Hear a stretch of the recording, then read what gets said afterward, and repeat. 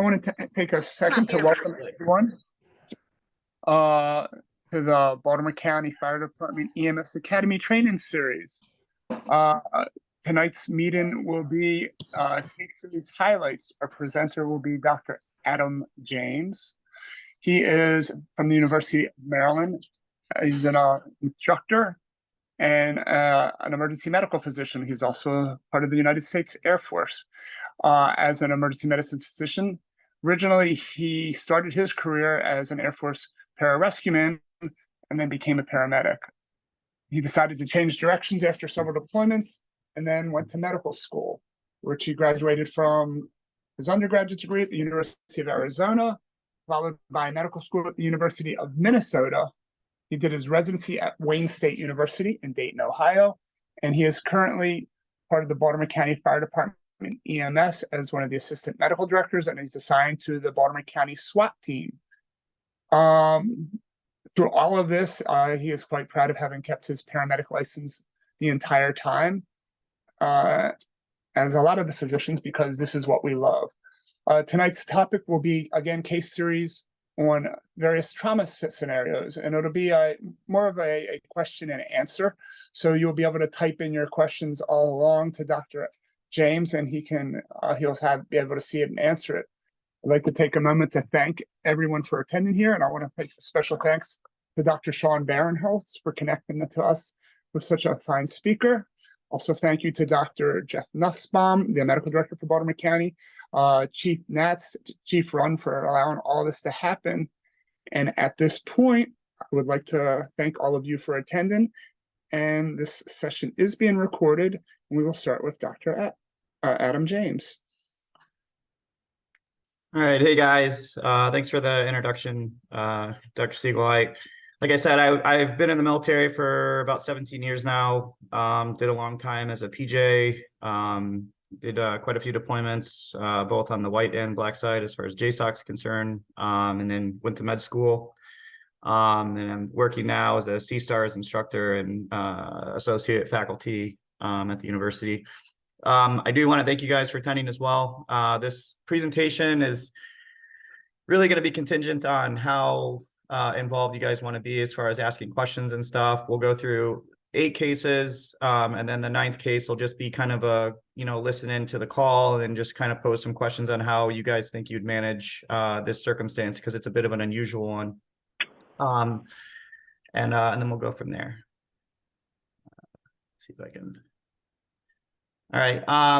Just first, as a kind of shout out to you guys, I love emergency medicine and I love the EMS system. When I first became a paramedic, I knew this is exactly what I wanted to do. And I think the EMS as a whole is probably one of the hardest jobs in this country.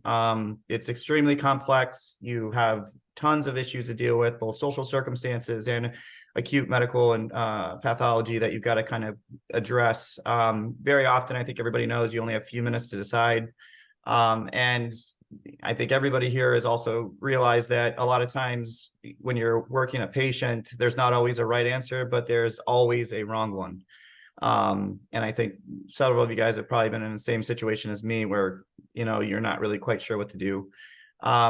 One of the beauties, I think, of EMS is it spans the entire spectrum of humanity. You see kids, you see pregnant patients, you see rich people, poor people, drug users, so forth. And so I think having that full breadth of knowledge of being able to treat each patient independently, I think, is the beauty of the EMS system. And then again, I think having worked in EMS for a while, everybody's always dealt with patients you don't like, a drunk patient, this or that. And the patient's thin as far as handling those patients. But one thing I will say from everybody that practices within the EMS network, the effort is always long. And that's the one thing I think is absolutely awesome about you guys. So like I said, we'll go through 9 cases. All of these are real cases. Everything's been scrubbed as far as patient identification. A few are cases that I've had. A couple are from Denver, Philadelphia, New Jersey area, so forth. Each case is going to highlight some important aspects that I want everybody to kind of walk away from the next time they have a similar case, is what to think or, reflect on when they're working that patient. Some cases were mismanaged, and I think some of you guys will realize that very quickly, and then some of them were done flawlessly. And then this is one, the myth of rising to the occasion. I do want to let you guys know, like, and this is something I've seen for multiple deployments, tons of firefights, so forth, is there's always this myth that, oh, this person rose to the occasion and did some heroic measures. That's complete bullshit. That's not how it works. It's always people boil down to their lowest level of training. And if their lowest level of training is perfection, that's when it looks like it's a heroic measure. So what I would encourage everyone is to perfect the basics, perfect controlling hemorrhage, perfect their skills as far as airway management, and just general resuscitation, and you will look like a complete boss. All right, so here's the first case. And so you guys are open to, comment in the chat or unmute and answer the questions. But as much involvement as possible, I think, would make this worth your while. This was a patient that a colleague of mine had sent me the case for out in Philadelphia. It was a 25-year-old male with a GSW to the right upper abdomen. EMS got there after the scene was secured. Initial vital signs showed a GCS 15, heart rate 115, respiratory rate of 24, blood pressure of 98. They were statting 88% on room air. As far as examination is concerned, the patient was laying on his left side, looked ill appearing, shallow respirations, shirt and pants were covered in blood. So just what would be your initial concern and treatment measures for how you'd manage this patient?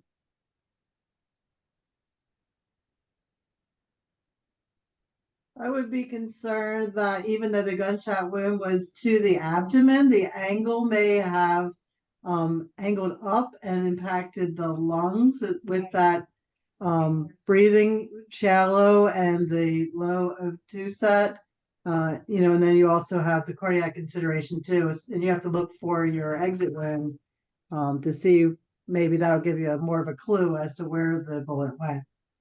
No, absolutely. Great thought, in the sense that, entrance wound doesn't declare the trajectory of the bullet went, and that is going to be a reoccurring theme throughout your career. And then also consideration for, any cardiac issues. Just as a question, where do you guys think this person's at as far as shock state? Are they compensated, decompensated, so forth? No, I did not. Everything should be. No is not as what? How do you do to eat?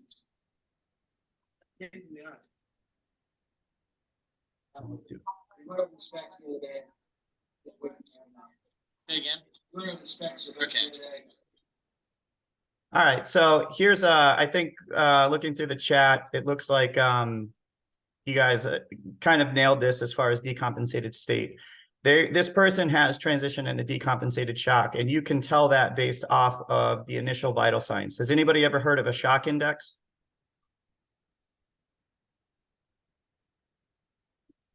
So essentially, shock index is heart rate divided by blood pressure, their systolic blood pressure specifically. So if you divide the heart rate over the systolic blood pressure and you get a value greater than 1, that is by definition transition into decompensated shock. So that should give you a metric for where, in this was mainly contrived for trauma patients, but this is essentially a good metric for any patient you have. If you're looking at their heart rate and blood pressures far greater than their heart rate's far greater than their blood pressure, the shock index is greater than 1, and this is somebody that you need to load and get moving as far as treatment measures are concerned. All right, so initial treatments for the medic, and just as a background, the medic that had was working this patient had been, I think, fully boarded, certified medic for about 9 months now. Placed him on the monitor, started an IV, placed him on 3 liters nasal cannula, and then subsequently decided to transport emergently. When they arrived to the ER, blood pressure was 75 over PALP, heart rate had increased to 122, respiratory rate kind of where they were at. Team had noticed that they were reduced on the right and GCS of 11. Oops. So what do you guys think happened? I think I just gave it away.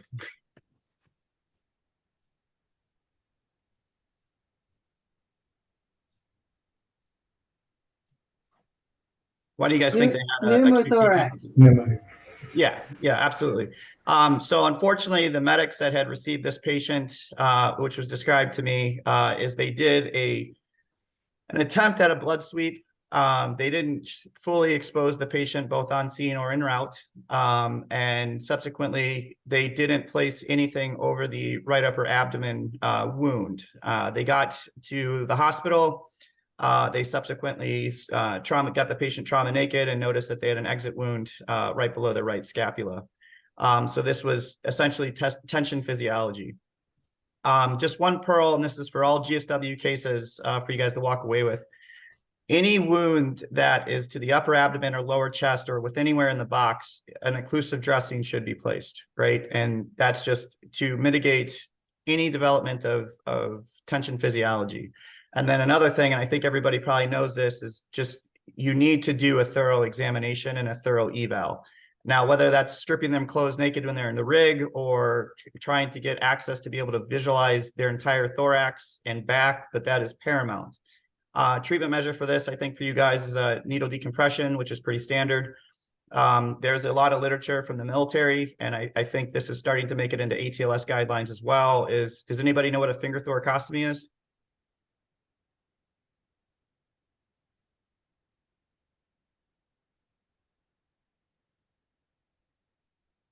Take that as a possible. So this is, depending upon where you're at in your career, I do think that this will be something that you guys will subsequently transition to into your career. It's a very non-invasive procedure. It's essentially the initial stage of placing a chest tube. So you'll find the necessary landmarks, usually fourth or fifth intercostal mid-axillary, make an incision, and then just penetrate the chest wall cavity with a finger. That is a way more effective means to decompress the chest than a needle decompression. I'm not quite sure how many of you have actually needle decompressed somebody, but very often you don't get an adequate return of air, or a lot of times it ends up in the wrong space. So this is something to maybe talk with Jeff Nesbaum about as far as trying to add this to your guys' treatment guidelines. This is something we do at the university all the time. I did it throughout my time as a service member, as a PJ, and it's very efficacious for decompressing the chest. So that would be something I would talk to your guys' medical director about, as far as trying to get better trained on this and subsequently add it into your repertoire. I think this is well within the scope of what you guys are capable of doing. All right, so case 2. This was a patient from Denver. She was an 87-year-old female. She had fallen down 3 steps onto the ground in her house. Medics got called when a neighbor came over after he had seen her for quite a period of time, and subsequently they found her right at the bottom of the steps, GCS of 15, heart rate of 98, respiratory rate of 18, blood pressure of 98 over 57. Examination was described as a patient was laying on the ground. She apparently had been there for approximately an hour, complaining of lower back pain and right leg pain. They did strip her down and subsequently did a great job assessing pulses. They were weak bilaterally, and what was described as muy blanco, no bullshit what they said. She was described as extra white and cool to the touch, which I think is Spanish for very white. Initial concerns, what do you guys think? What do you think's going on with her?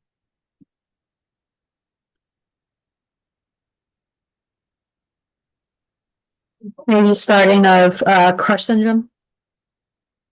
Crush syndrome. Okay. Any other ones? Aneurysm.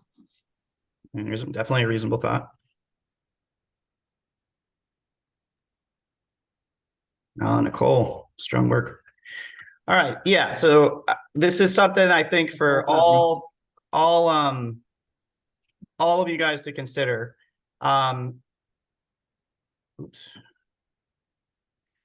Initial treatment when they got there was they placed an IO instead of getting IV access. They weren't able to.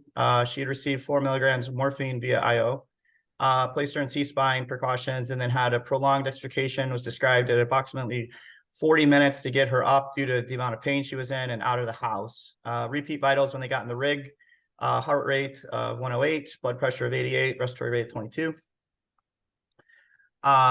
So now thinking about this, what do you guys think about the initial treatment measures?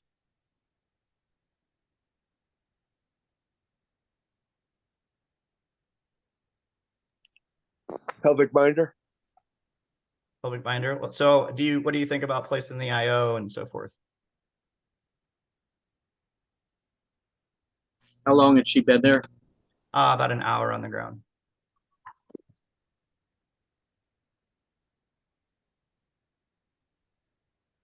Good precautionary.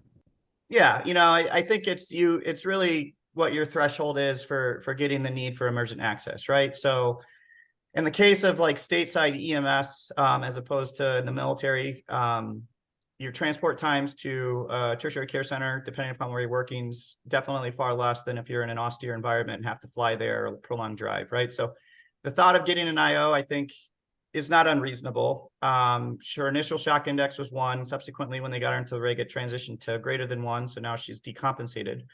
So there's a consideration for starting fluids. Obviously, pain management's something you want to address, which kind of prevented or at least subsequently prolonged the extrication. I think somebody had mentioned pelvic binder. When they got to the ED, GCS had decreased down to 9, blood pressure of 70, heart rate, and I wasn't able to record a respiratory rate. And I think everybody kind of now is starting to think of what's going on. She had an open book pelvic fracture. So regarding pelvic fractures in elderly patients, it's something that absolutely you need to consider in every fall patient, even from fall from standing height, slide out of bed. You need to do a strong consideration and potential exam to determine whether or not there's concern for an unstable pelvis. 73% of all pelvic fractures occur in the elderly, and roughly 2 to 3% result in massive hemorrhage.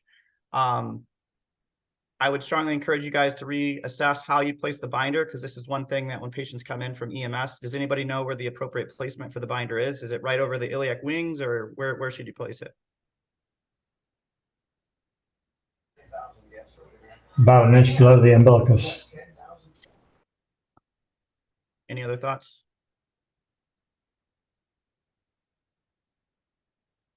Yeah, so it's that an inch below the umbilicus is still a little high depending on body habitus. You actually want to go over the greater trochanters, which are the kind of big bulges on your femur that you can feel on both sides. That's actually going to optimize the compression factor for the binder. And there's a big misconception as far as how pelvic binders work.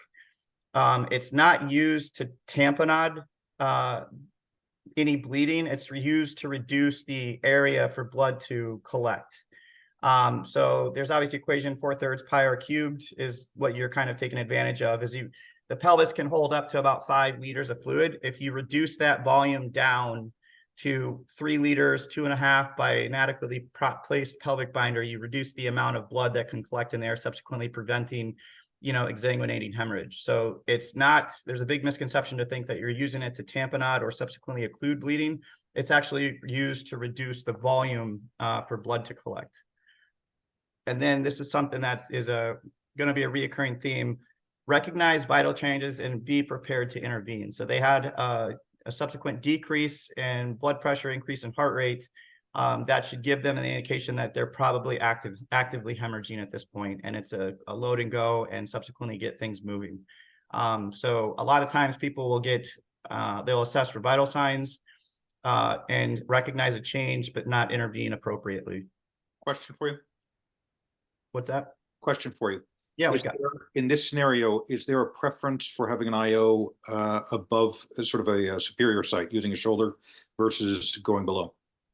I would say absolutely. And my recommendation and where I place IOs as far as the preferred site is within the humerus. There's been tons of studies that show that the rate of infusion as far as the humeral head is far superior to the tibial tuberosity or iliac wing, where a lot of people in the military place it, or for sternal IOs if you guys have a fast one. So humeral would be preferable, and that's where I would start going. A lot of times, depending on body habitus, you don't have the length of needle that you need to penetrate all the fat and muscle tissue, and so the tibial tuberosity is the easiest accessible site, and if that's all you can get, that's what you get. But I would always check the humeral head first, and it has to do with the rate at which you can infuse resuscitative fluids or blood. Hopefully that answers your question. All right. Next case. This is a 57-year-old male that was found laying in bed in cardiac arrest. He had a past medical history of diabetes, hypertension, hyperlipidemia, depression, and a history of seizures. Fuller collateral from the family, because this was a patient that I actually had about a month ago. So this was a case that I specifically saw, and was beyond impressed with how this got worked. Had a history of seizures, with 3 seizures over the past 24 hours. So just thinking about what you have for past medical history and examination, what do you guys think the cause of arrest could be? And now this is obviously an extremely loaded question with answers, but just out of curiosity, what would you think? Because the medic that worked this patient immediately picked up what she thought the course of action or course or cause of the arrest was, which was beyond impressive.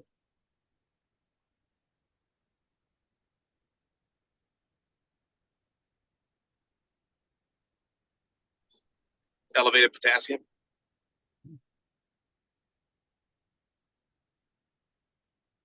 So hyperkalemia, absolutely, that's a consideration. And so the initial rhythm that they had got was a wide complex PEA. And this is something we're going to talk about as far as cueing you into what potential sources of or cause of arrest would be.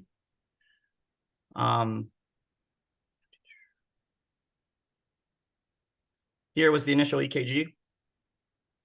Any thoughts?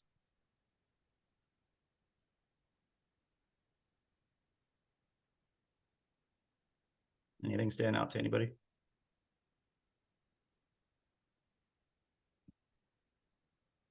All right, so we got somebody had recommended overdose, definitely a consideration.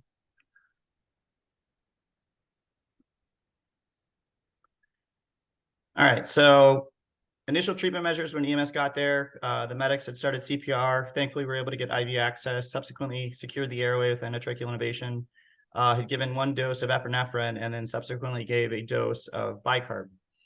That's what they were able to get done and seen. And then we were a short transport away. When they got to us, we started CPR. I had gotten the thoughts of what the medic thought was going on.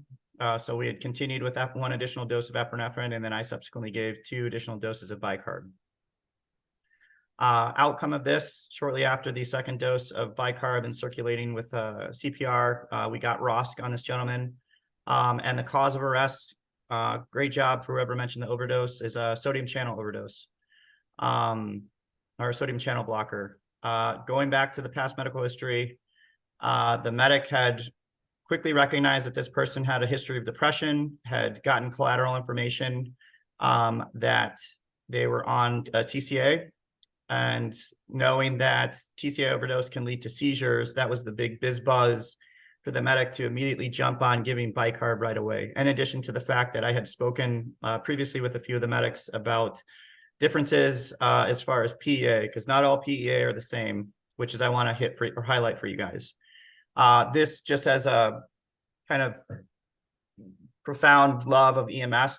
This case is the best worked case I've seen from EMS or the entire system all the way down to the ER. Bystander CPR was noticed and started within about 3 minutes of the patient arresting, was what we approximated. The patient's wife had checked on the patient while he was sleeping, subsequently came back a few minutes later to see if he was hungry, and had recognized that he was in cardiac arrest. EMS got there about 9 minutes. They identified, this should be wide complex PA, sorry for the typo, of a minutes in arrest, started ALS interventions, and they got to us. We had ROSC within about 30 minutes. So this highlights the fact that like this system for what we have built in this country for emergency medical services does work when it's done in this concise of a manner. And that's why I really advocate for, education for bystander CPR and early identification of decompensation. So this is kind of what I want to have you guys consider. And I would probably consider taking a picture of this or write it down. Not all PEA is the same. It's one of the most frequent rhythms that are identified in cardiac arrest, and you can break it down into 2. There's narrow complex PEA and there's wide complex PEA. Narrow complex PEA is usually caused by a mechanical problem with the heart, whether that's a pericardial tamponade, a tension pneumothorax, a PE, or myocardial rupture, or more often than not that I've seen quite frequently is pseudo PEA. Does anybody know what pseudo PEA is?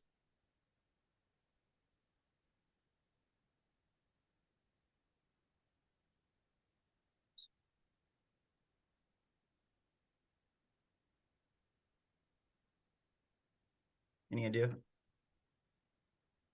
This is when your container is not full enough Your heart's pumping fine, but there's nothing to pump. Yeah, I guess that's a good consideration. It's a scenario that you actually have cardiac activity, but and this could be from a low volume within the container, like you're suggesting, but it has to do with the fact that their blood pressure is so low that it's not able to be picked up by how you're checking it, whether that be a pneumatic or automated system or a manual check. So this is something that I see a lot, and I'm certain that when you guys drop patients off into the emergency department, you'll see a lot of emergency medicine doctors do a pulse check with a ultrasound. And then when they see cardiac activity, it usually is in the category of a pseudo PEA that there's just not enough pressure to generate a palpable pulse to identify that ROSC has occurred.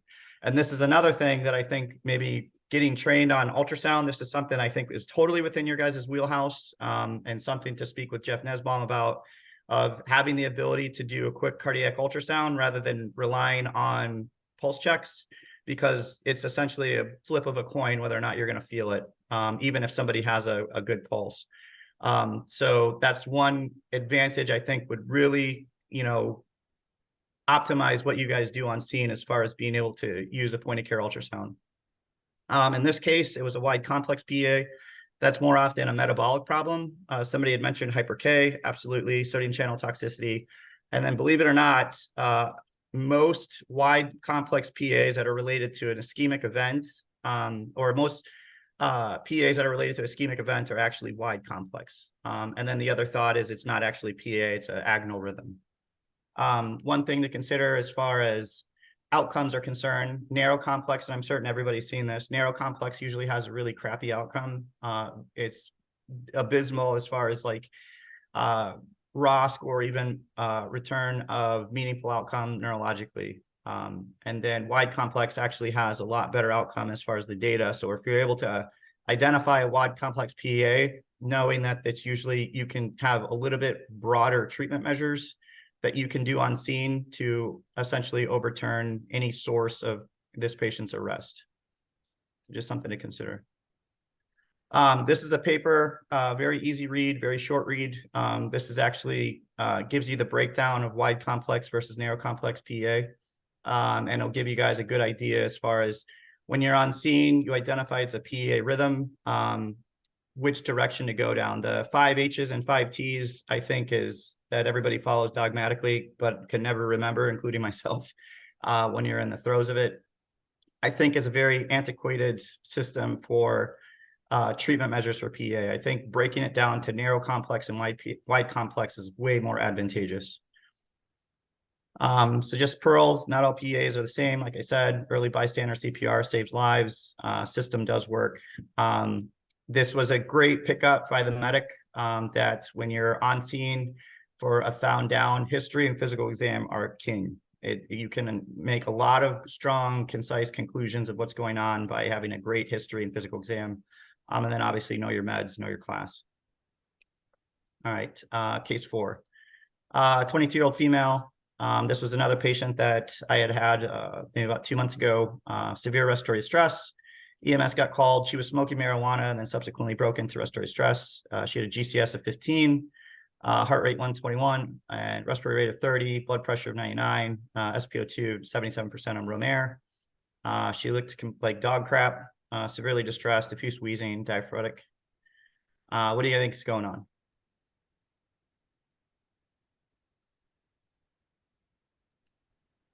Anaphylaxis. Definitely a good thought.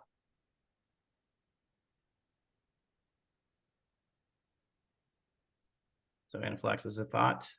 I didn't give much background, but she has a past medical history of asthma. So this was a case that was actually a severe asthma attack, but thinking anaphylaxis, absolutely great thought. And getting a history and looking kind of at the scene would be able to delineate that. So initial treatments, medics, thankfully didn't jump to non-rebreather, nasal cannula. They went straight to CPAP, started nebulized albuterol, gave Dex, magnesium, which is pretty standard treatments that you can do on scene. Repeat vitals, heart rate went down, respiratory rate went down just a little bit. Blood pressure was kind of still in the dumps, but she was still only satting 88%. Repeat exam after initiating treatment measures. She was still distressed, didn't have much improvement in effort, and mild improvement for wheezing. Out of curiosity, what would you guys do in this case? Let's just say you got a transport time of 20 minutes. You start treatment measures. What would be your course of action for this circumstance, knowing that she had reduced improvement in disease process?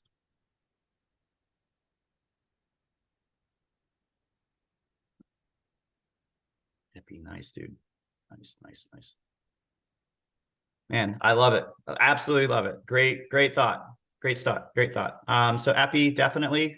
So they actually called us at the ER for recommendations due to the little bit prolonged transport time. Epinephrine infusion was started. We started ketamine, and then I subsequently told them to go up on their CPAP pressures to 10. She got to the ER, placed on BiPAP, started ketamine infusion.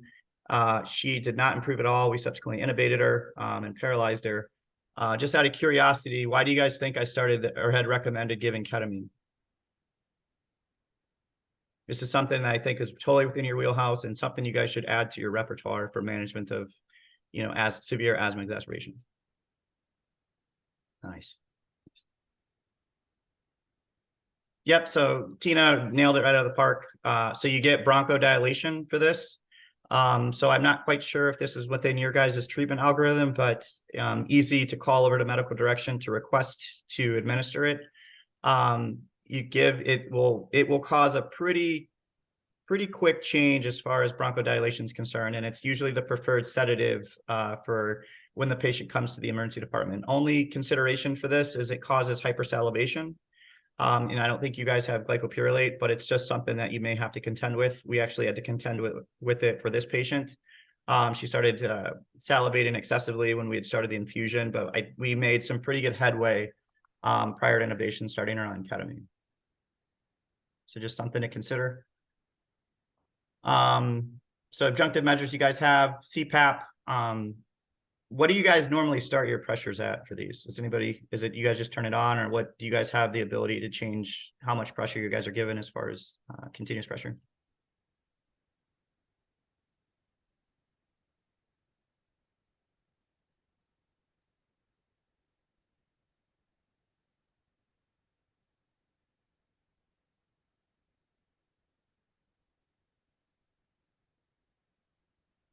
Nice.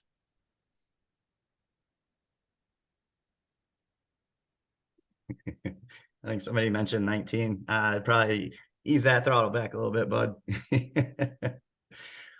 But yeah, this is just something to consider. If you have the ability and you can get access to medical direction online, is to make adjustments. It's very rare that I see medics do this natively, and it probably, depending upon how comfortable you are and what your protocols are, increasing pressure, that's just something to consider.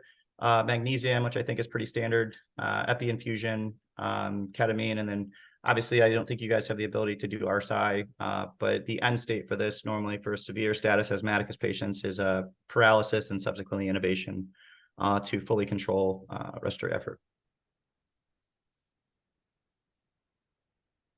All right. So the next couple cases are going to be a little bit of an interesting one because this is something that I really see get done wrong and right sometimes, both in the emergency department and by EMS. And I think it's just something to consider for you guys as far as when you're on scene and you get these types of patients. We had a 60-year-old male. This patient, I think, was from New Jersey, found with weakness after a possible focal seizure.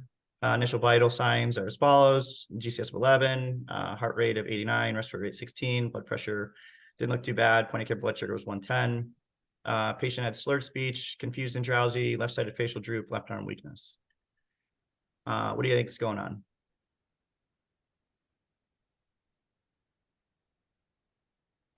Todd's paralysis.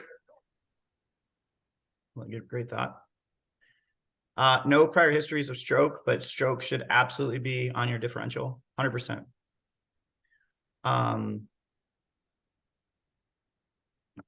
Todd's paralysis, great thought as well.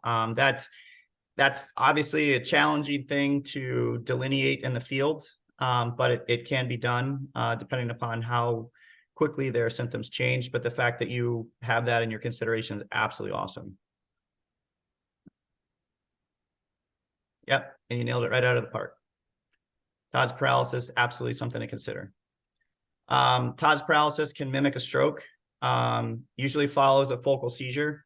Past medical history and medication list was a tip-off. This patient had no prior history of strokes, but did have a seizure history. So kind of walking through the process of considering whether or not this is a stroke versus a seizure, which is one of, I think, the most challenging things to do in the EMS side of things, is consider Todd's paralysis if their symptoms begin to improve. Worst case, obviously treated as a stroke. So one thing to think about with strokes versus seizures is most strokes cause negative symptoms. So it's usually a loss of function. Most seizures cause positive symptoms, which is usually rigidity or activity. Todd's paralysis is right in that gray area where you'll have some negative symptoms and then subsequently improvement. So just something to consider. All right. Case 6, 26-year-old male, found by girlfriend unresponsive. When girlfriend found her, contacted EMS, vital signs were GCS of 7, heart rate 101, respiratory rate of 14, blood pressure of 122, point of care blood sugar was about 99. He was maintaining his airway, which is why they didn't intubate. Is drowsy, withdrawals from pain, was incontinent of urine, and had abrasions to his hands. Diagnosis, thoughts, treatment.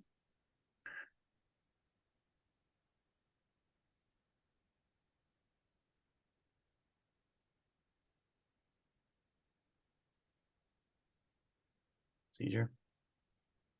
Great.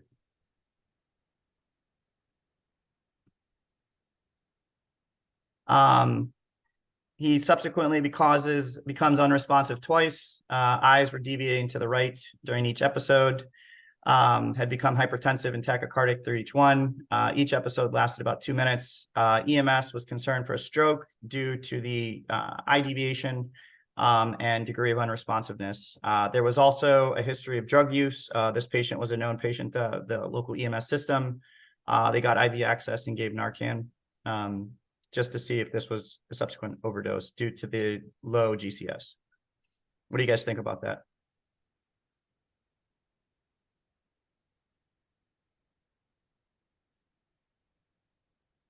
Brain bleed, definitely a thought.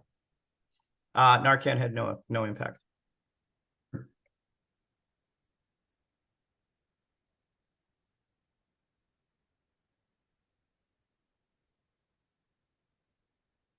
Got to the ER, persistent right gaze deviation when they got there, snorus respiration, still tachycardic, still hypertensive. This was quickly picked up to be a seizure. And it was given 4 milligrams of Versed, gaze corrected, point of care blood sugar, somebody had mentioned, was 60, probably dropped down from the continuous seizure activity, given 25 grams of D50. So this, again, extremely hard to identify seizures versus stroke versus head injury in the field. And I wish there was a better method to teach this and subsequently identify it in the field.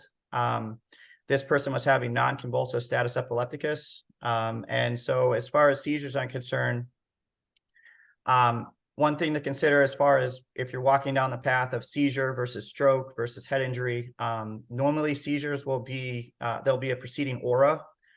Strokes usually occur very abruptly.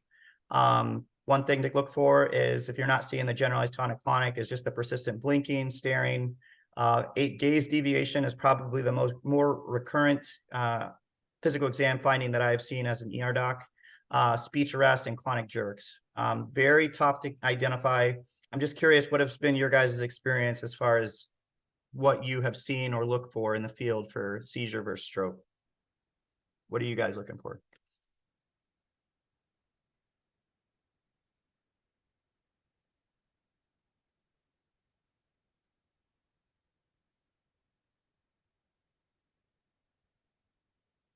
Anything in particular?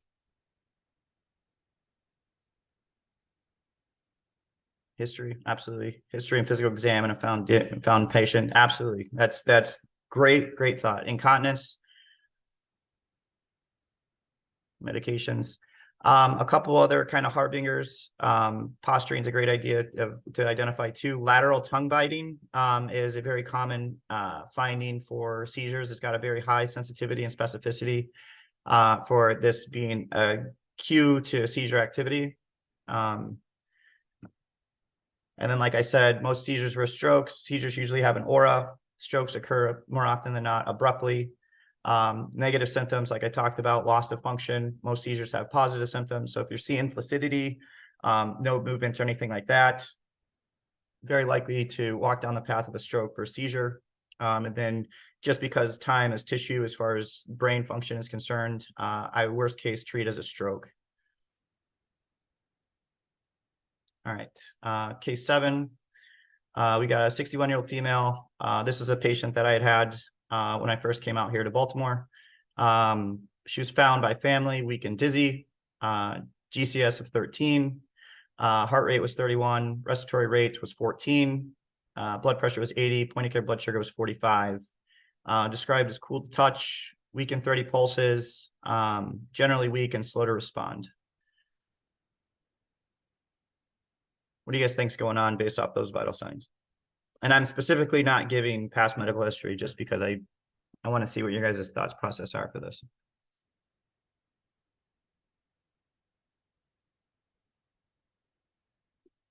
Dude, you guys are like a sharp group, man. This is awesome.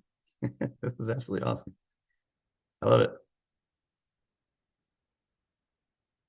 Well, okay, we see me. Yeah, no, this is so when this patient came into the emergency department, the medic had knocked this out of the park, and I again absolutely love, you know, that this is something you guys are queuing into. So hypoglycemia, definitely consideration. Not quite sure you would get this degree of bradycardia, but definitely something to think about. Heart block, absolutely. Heart block can cause this degree of hypotension. So great. And like I said, the medic that had brought this patient in had immediately identified what was going on. So initial treatments by the medic, they gave, started an IV, gave 25 grams D50, started a 500 cc IV fluids. They trialed atropine to no effect, or at least not a substantial one, and then subsequently started an epinephrine infusion. They loaded her in the rig. Got a repeat set of vital signs. Heart rate came up just a little bit. Blood pressure was still in the dumps. Blood sugar didn't jump up as well, as much as they were expecting. So where would you guys go with this next? Pacing, sweet. Transcutaneous pacing, absolutely. If they're, this would be definitely symptomatic bradycardia, 100%. Here was the EKG. Anybody see anything concerning?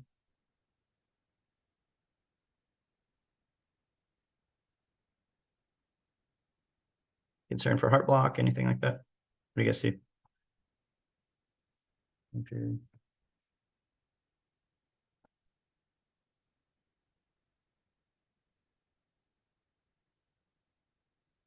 Yeah, so essentially this is sinus bradycardia. The T-wave inversions of V1, just something to consider for you guys. It's okay to have T-wave inversions in V1 and lead 3. I usually just say free and lead 3 to know that it's okay to have T-wave inversions and lead 3. But if you have contiguous and AVF or 2, that's when you would be concerned for some degree of ischemia. It's also very common to have them in V1. That's just a normal variant. So when you guys are getting these and you see some T-wave versions in V1 exclusively or lead 3 exclusively, that can be considered normal. So the medic saw that there was no change in heart rate to a certain degree after giving atropine. They did have the luxury of having some past medical history, knowing that she had a history of heart failure. So she had given this patient 1 gram of calcium. They were able to give 5 milligrams of glucagon, IV fluids, and they were just considering pacing, but didn't actually pace the patient. Patient got to us vomiting, which is a very common side effect of giving glucagon. remained persistently bradycardic, hypotensive. Insulin infusion was started, D25, and this patient was subsequently admitted to the ICU. So what do you guys think is going on? Sorry, I think I just gave it away. Did you overdose? What do you guys think the diagnosis is? Based off the treatment measures that were given. Nice, dude. Love it. Love it. Absolutely love it. Yep. Medic was quickly able to pick this up. This patient was on metoprolol, had got some medications confused and subsequently overdosed on it. Treatment for this. Let me cancel this. Treatment for this, one thing for beta blocker overdoses and calcium channel blocker overdoses, these are very challenging patients to work. They are as sick as they come. So this is something that I think for a paramedic in the field or a medic in the field, this is a very challenging patient to work up. Always consider beta blocker overdose, and I'm not quite sure who had mentioned in the text, right when I gave the initial vital signs, somebody had cued right into this that it was a beta blocker overdose. Bradycardic, hypotensive, hypoglycemic. That constellation of symptoms and findings should cue you into that. Other considerations would be like a thyroid mixed edema coma or anything like that. Not much you can do for that in the field. Treatment for this, if you kind of see this constellation of symptoms and are concerned based off of their past medical history and medications that they're on, if the ingestion was within 2 hours, I don't think anybody would fault you for starting activated charcoal. But you would have to have a strong, I'm not saying to just give it, you'd have to have a strong suspicion that this is what it was.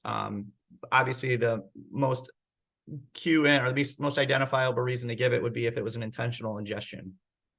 Calcium, glucagon, high-dose insulin, lipid emulsion therapy, and more often than not, these patients will go to the ICU. But this was, I think, a great case. Medic absolutely knocked it out of the park. You guys picked this up very quickly. And so great job. All right, this was an interesting case. This was one out of Denver that I thought when a colleague of mine had mentioned this to me, I thought this was a challenging one. I think based on what I'm getting in the chat box, I think you guys are going to crush this one. So this was an agitated female, history of mood disorder. I think she had schizoaffective disorder, was on a myriad of behavioral health medications. And family had contacted because she had completely trashed the house, and so forth. Medics got there. Patient was completely unruly. I think local PD had gotten there about the same time. GCS of 15, but was completely bonkers. They weren't able to get a heart rate. Respiratory was greater than a lot. She was kind of panting. Blood pressure wasn't able to be obtained. Same for SpO2. Patient was combative and agitated. Wouldn't allow for any degree of de-escalation. Police was there to assist, and based off of what they were looking at, there was no objective signs of trauma other than what happened in her bedroom. All right. So what do you guys think? What do you think causes? What would be your plan of action? Because I think everybody has seen a degree of patient like this. Where would you go from this? Stimulant overdose, meth. Nice. Didn't take her meds. Totally. So the initial thought, right, would be this patient's, off of her medications and is having a psychotic episode, right? And that's what the medics initially had thought when they were there. So what would you do? Would you guys restrain her, put her down, ketamine her? What would be your plan? So if somebody had put ketamine. Any other thoughts? What would you do?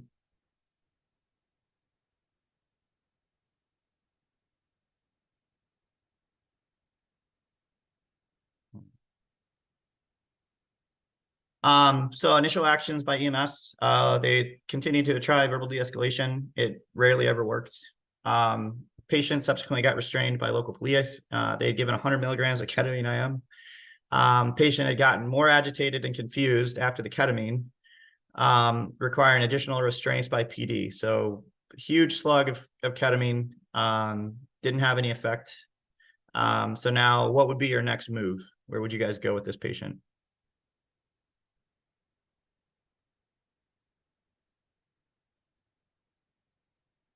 So somebody said blood sugar. To restrain. Versed. Why would you give Versed, just out of curiosity? Nay. Because there's a reason why she got more agitated after the ketamine. For whoever Nay is that put in the Versed. Just curious. Cool.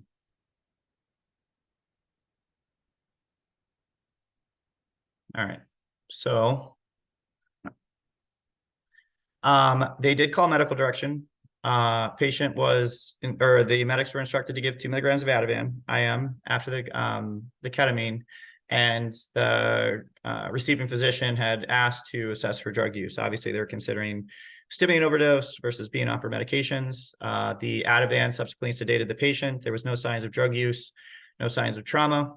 Does anybody know why, out of curiosity, the recommendation for Versed was given? Because it was pretty quick to identify why the initial ketamine didn't do anything. There's a phenomenon that occurs sometimes with ketamine.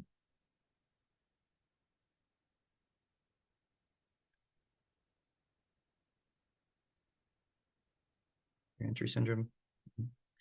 Yeah, so I'm not quite sure if it's called, I'm not familiar with that terminology, but you can get a thing called an emergence phenomenon. So if you give ketamine too fast, and it's normally occurs when you give it IV rather than IM, but you can get a thing called emergence phenomenon, where if you rapidly infuse ketamine, they can have the opposite effect of sedation. And it's something to look up, where they will actually get worse and have an opposite effect. Now, the management, and this is something that's done a lot in the military for casualties when ketamine is being given, you usually do a thing called Ketased, which is a combination dose of ketamine and Versed. The Versed is supposed to temporize the emergence phenomenon. So that's actually why the provider had recommended giving Versed, in addition to try to de-escalate. So now that we got the whole picture, what do you think is going on with this lady? You think it's stimulant use? Do you think it's drug use? You think it's offered medications? She was crazy, gave ketamine, didn't work, probably given too fast, subsequently sedated with Versed, no sign of drug use, no sign of trauma. What do you think is going on? Drug interaction. I thought this case was super interesting when I got the results of this one. Body temp, they didn't check a temp, but she didn't feel flush or anything like that.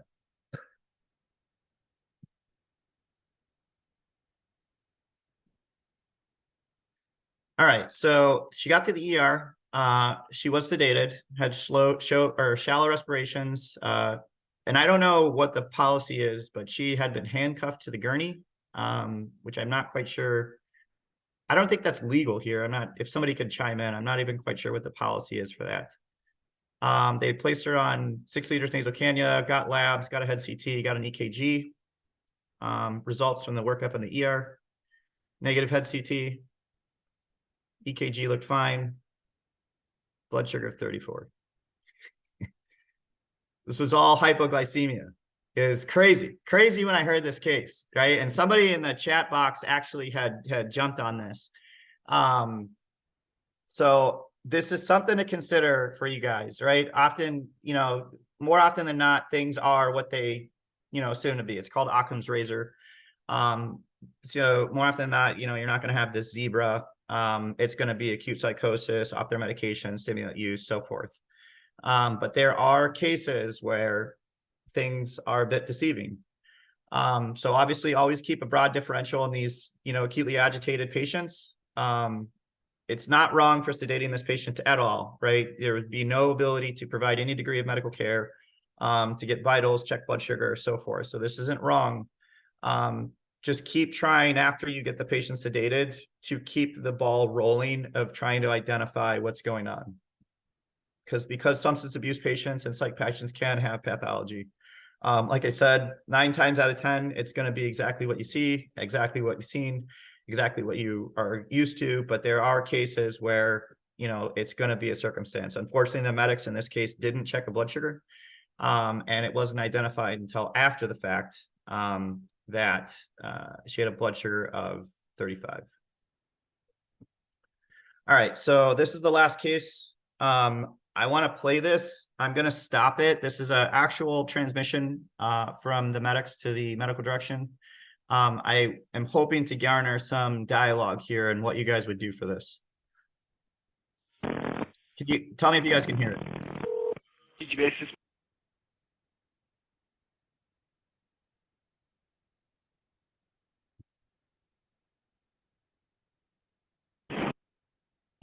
Hey, Doc, it's paramedic number 43 calling for high risk diesel. Okay. All right, I got a 17-year-old male that was skateboarding across an intersection and was hit by a small sedan traveling about 30 to 40 miles per hour. He rolled up onto the hood and smashed the windshield. There's a huge scar in the windshield. No loss of consciousness on scene. He was ambulatory on scene as well.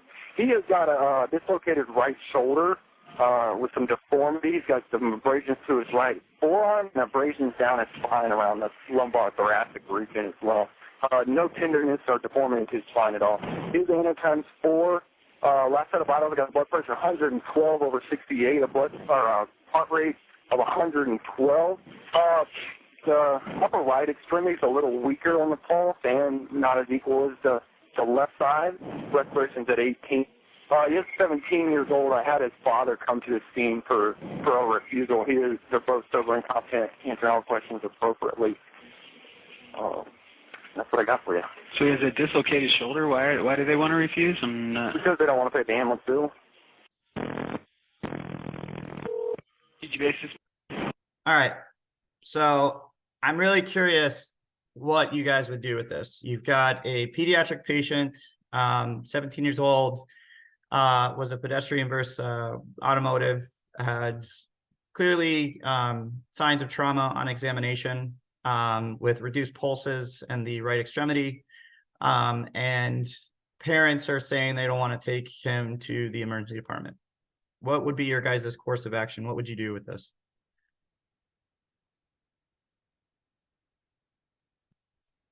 Talk them into going. There's significant mechanism of injury, and he's a young, healthy person who's probably going to compensate initially, but you can't let that kid go home. Absolutely. Any other thoughts? What would be your? I'm seeing some things in the chart or chat. Police supervisor. What is it? Yeah, this is a challenging scenario, right?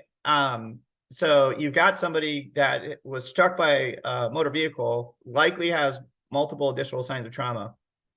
And this is something I think everybody could come across. I think people have had these high-risk refusals before, and what complicates this even more is the fact that it's a pediatric patient. This is challenging. So Charles, man, absolutely awesome. So do you, let me see if I can restart it where it was at. Because we'll finish the play here. Hey, Doc. Just talk to Dad. You sure can. Thank you. Okay. His shoulder. Why do they want to refuse? Because they don't want to pay the ambulance bill. Okay. Do you mind if I just talk to Dad? You sure can. Thank you. Okay. Hello. Hi. How you doing, sir? This is Dr. Good. Okay. Hey, I'm actually really concerned about what happened today. So there is no such thing as a minor mechanism auto pedestrian accident. And your son has multiple injuries, and I would definitely prefer that he come in by ambulance, because I would hate for him to get sick on the way with you. Now, I completely understand your concerns with the cost and everything else, but your son already definitely has injuries that we've identified. No, actually, I was concerned with which hospital to take him to. So I think he needs to go to a hospital that's capable of evaluating and treating a trauma patient, and I think probably Denver Health or Swedish or one of the trauma centers should be the place to go. And I would actually prefer that they bring him on in here if you'd be okay with that. No, maybe Swedish. And that's okay if that's your decision as well. We can. Y'all a number of years ago, so. Sure. Well, sir, my concern is that I don't think I'm absolutely concerned about your son right now, and I do not think that it's a good idea to refuse the ambulance trip. Yeah. Well, okie dokie. So are you going to let them take him in? I was talking to my wife before I got on the phone with you, so I'm and discussing things with her. So you understand my concerns, though, is that this could potentially, I mean, anytime there's a blunt injury like that, certainly at high speeds like that, he could have a lacerated or an injured kidney, injured liver or spleen, any of which of those things could kill him in a very short period of time if he had those. He also has an elevated heart rate right now, which is certainly concerning to me, and then he has a dislocated shoulder, which could be distracting him from all these other injuries. Yeah, understood. Okie. Well, I kind of need to know what we're going to do here, and I think that the paramedic should take him in. Okay, they'll take him this minute. Okay.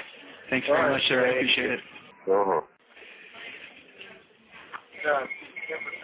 You still there, Doc? Yeah. All right. I guess they don't want to come here, so... I guess not. Well, at least you convinced them to go to Swedish, which I think is a good idea. Yeah, so I think that's the right thing to do. So. Yeah, me too. Well, Okay. appreciate the help. Thank you. Okay. All right, so I'm not quite sure if it was somebody had put in here to have him speak with the physician as well. Absolutely great thought. So this I thought was like a very interesting case, and I kind of pondered how I would manage this too. I'm not quite sure if I would have jumped to thinking to talk with the dad. But in this case, you know, per protocol, obviously you consult medical direction. Involving local PD is absolutely a great idea. Attempt to understand the patient's position, or the parent's position for that matter, of why they don't want to go in. And then obviously keep non-accidental trauma. Somebody had put abuse in the chat box as well. That should always be on your list. And then another consideration is to take down their contact information and have either contact CPS or local PD. But obviously this is a scenario that I think at all costs, this isn't a situation that this person should be going home. It's too high risk. And then go from there. All right, so that's a little bit over an hour. It's pretty much all I got for you guys. I do think I have a love and affinity for EMS. I think this is way more difficult than my job, way more difficult than what a trauma surgeon has to do, just because you guys have to weed through a lot more kind of riffraff to find sick patients, and you know, you have a lot less resources available in the field. So I commend you, each one of you, that what you do for a living. It's absolutely a great job. Think before acting or performing an intervention. Obviously reassess, you know, vital signs and intervene as needed. Just don't identify that decompensation is occurring without doing much if there's something you can do. And then obviously trust yourself and trust what you've seen. That's pretty much all I got for you guys. Hopefully this was helpful. I'm not quite sure if it was or not. These are just kind of a few cases that I thought I think maybe would benefit you guys when you go back out into the field, back into the rigs. Is there any questions, anything like that you guys got for me, or anything you might want to know what ER doc's thinking or whatnot? Yeah, so heart rate over blood pressure is called shock index. You can Google what a shock index is. And so when you have a value greater than 1, that has transitioned you into what I would consider decompensated shock. And that's they're heading kind of down the wrong path. And you can use that metric. It was contrived for trauma. But it's something that I think from my experience in the emergency department and in the military, it's a good metric for me, knowing that, you know, interventions need to be done. All right, but that's all I got for you guys.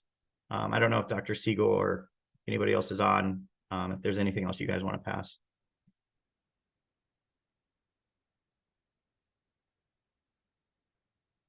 But if Dr. not, James, thank you so much for that awesome training. We have lots of thank yous coming in. hold on, I think I got a question here. Insulin, actually, it pushes glucose obviously into the cells, and it blunts beta agonistic receptors. So that's why you're giving insulin for beta blocker overdoses and calcium channel blocker overdoses. Hopefully that answers my question. And I think Dr. Siegel is asking to turn his mic on. Is my mic on? Can you hear me? Yes, it is. I wanted to take a moment to thank Dr. James. I love case scenarios because, one, they're real. I always learn a lot from other people's successes, and I learn from their failures. it always makes me think. And the interesting thing is no ambulance call anyone goes on has ever really followed the textbook. They're all unique and individual events. And that's what makes this one of the coolest jobs in the world, because we can do a lot of good, and it's fascinating.